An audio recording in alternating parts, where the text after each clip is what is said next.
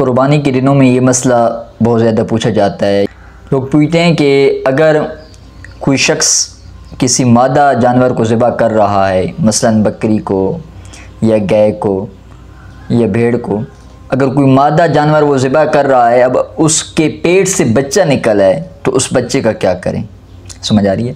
اگر کسی مادہ جانور کے پیٹ سے بچہ نکلا ہے قربانی کرتے وقت، تو اب اس بچے کا کیا کرنا ہے؟ تو علماء نے جو اس کا جواب دیا وہ یہ ہے کہ اگر آپ کسی مادہ جانور کی قربانی کر رہے ہیں، بکری ہے، چاہے گائے ہے، چاہے کوئی اور جانور ہے، مادہ جانور ہے، قربانی کرتے وقت اگر اس کے پیٹ سے بچہ نکل آیا ہے، اگر وہ زندہ ہے تو اس بچے کو بھی اسی وقت قربان کیا جائے گا۔ اگر وہ زندہ ہے، اگر مردہ ہے تو اس کو پھینک دیا جائے گا۔ اب کوئی شخص یہ نہیں کر سکتا کہ اس بچے کو اپنے پاس رکھے، اس کو پالے پوسے، پھر اس کو بیچ دے، یہ اس کے لیے جائز نہیں ہے۔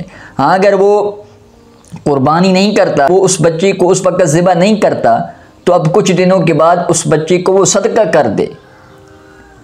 اب اس کے لیے صدقہ کرنا ضروری ہے، لوگوں میں تقسیم کر دے صدقہ کا۔ افضل تو یہ ہے کہ جب مادہ جانور کی قربانی کی جا رہی ہو، اگر اس کے پیٹ سے کوئی بچہ نکل ہے، زندہ ہے، تو اس کو بھی اپنی ماں کے ساتھ ذبح کیا جائے گا اور اس کے گوشت کو بھی لوگوں میں تقسیم کیا جائے گا، خود بھی کھایا جائے گا۔ اگر وہ خود نہیں کھاتا تو لوگوں میں تقسیم کر دے، لیکن اس بچے کو اپنے پاس سے رکھ کر بڑا کر کے اس کو بیچنا، یہ اس کے لیے جائز نہیں ہے۔